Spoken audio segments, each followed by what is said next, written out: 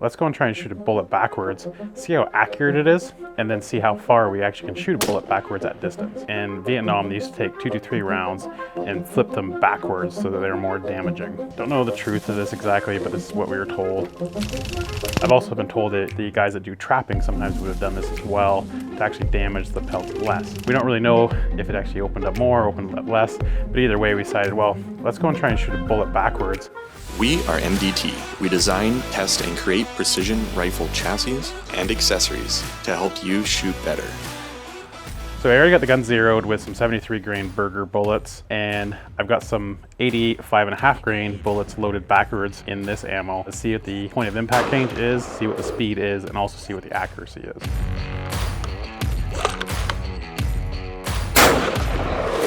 Okay, so it was about an inch low and about an inch right. Let's see if there's any pressure issues or anything. Looks pretty good, not flattened out. I think we're safe.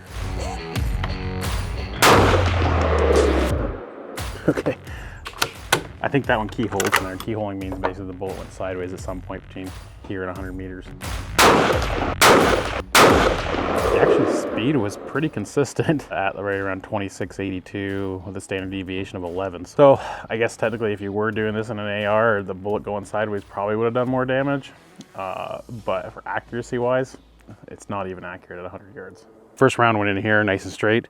And then we had 3 more here that were definitely not straight. They actually keyholed into the paper here at 100 meters. The 5th one might be in there as well, but honestly, I don't know where it went. But I am gonna give it a try with a 6.5 Creed and see what happens. We know it's safe to do. We know that we're not gonna blow the gun up or anything or blow a cartridge up. We'll check the accuracy on any of the 100 yards. If it tumbles as well, then we know it's just a matter of the bullets tumbling. A lot of different things could be adding up here to make it not work, but right now we know the 223 doesn't work, but we'll give it a try on a 6.5 and see what happens. So we've already done the bore sight on this. We're gonna do a quick group and see what it shows.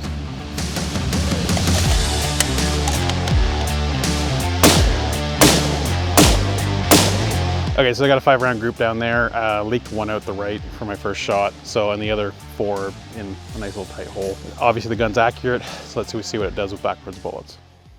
They come out of the feed lips and do that. And then when I pull back, it goes like this. So I'll have to just single feed them. So it's about a 1/2 inch low, but it looks like it went through the paper straight. So that's a plus. A bigger hole, so I'm not sure if that one went through straight or not. Definitely grouping better than the 223 did. Now the group wise, it's probably 3 or 4 inches wide and a couple inches tall. Definitely better than the 223 did. We'll go down, check it out, kind of find a center of the group and then readjust my zero and then try this thing at long range. Quite a bit better than the 223. I'm kind of curious what it's going to do at any kind of distance. So this is usually what I shoot at this distance. It's a 6-inch circle. I don't think it's going to hold this accuracy. So we're going to switch it out to a bigger one. I think we'll be good with this one. The wind's changing. They get you? This pink shows up really well. Yeah, don't be giving them my load data there, eh? Okay, so we're gonna go and throw 5 rounds downrange on this piece of steel, kind of check for the wind, and then just see what kind of accuracy we're getting with it right now. Okay, so the rounds down there, they're all basically waterline. Throw in the backwards bullets and see what happens. Well, that's interesting.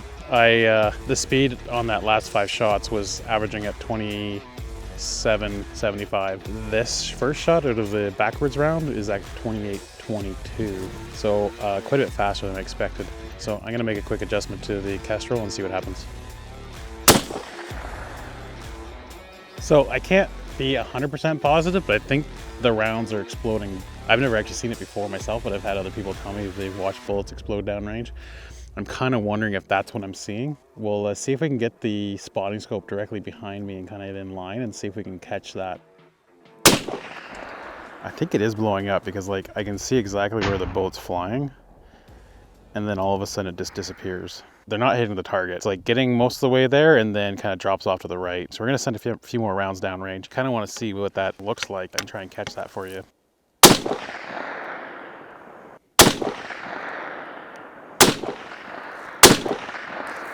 Yeah, it's horribly inaccurate. When we went and reviewed the actual footage, we could see the bullet actually tumbling in the air and hitting the ground. So what we thought was an exploding bullet was actually not. So we're gonna go and move to a area we have right around like 380 yards, and I'm gonna aim at a rock down there, and we're gonna see if we can see a splash at least, or maybe not, we'll see.